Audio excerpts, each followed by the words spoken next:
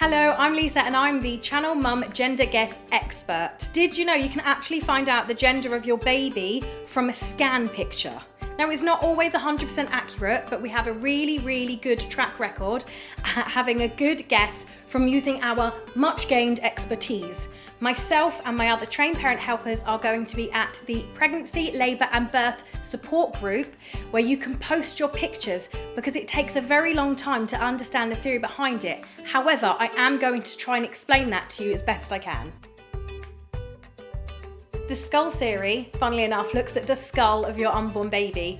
Now, in adult male and females, there are significant differences in the size and the shape of your head. So it stands to reason that some of the same principles will be appropriate in an unborn baby. The skull theory can technically be used at any point in the pregnancy past 12 weeks, but it tends to be a little bit more accurate around the 20-week or later mark. You really want a profile shot of your baby without any limbs obscuring the view or distortion from amniotic fluid. One of the first things you want to look out for is the forehead area of a baby.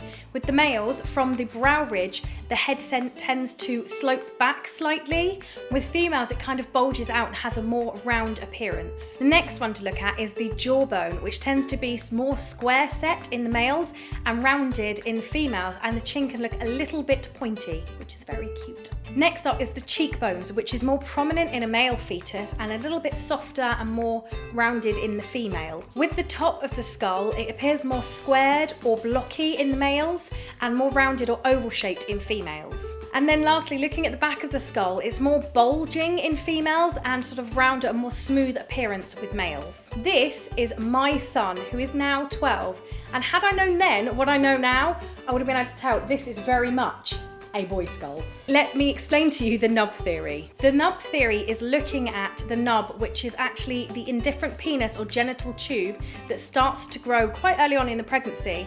And between 12 and 14 weeks, you can sometimes determine the sex of a baby if you're looking at its sort of angle, position and size. To get the best shot of a nub, you really need a profile shot where the baby is laying as flat as possible, not curled up, and the view isn't obscured by any limbs. One of the main things to look out for with nub theory is the angle of the dangle, as they say, and it's in relation to the spine. If the nub is below 30 degrees of an angle with the spine, they're likely to be a female, and if the angle is at 30 degrees or above, the baby's likely to be a male.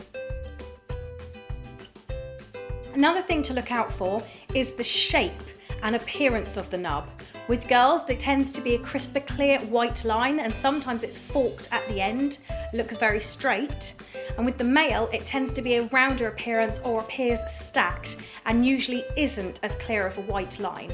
Another point is to look for is the size of the nub, and it's usually later on in the pregnancy, nearer 14 weeks. Boys tend to have a longer looking nub outside the bulk of the body, and the females tend to be a little bit shorter.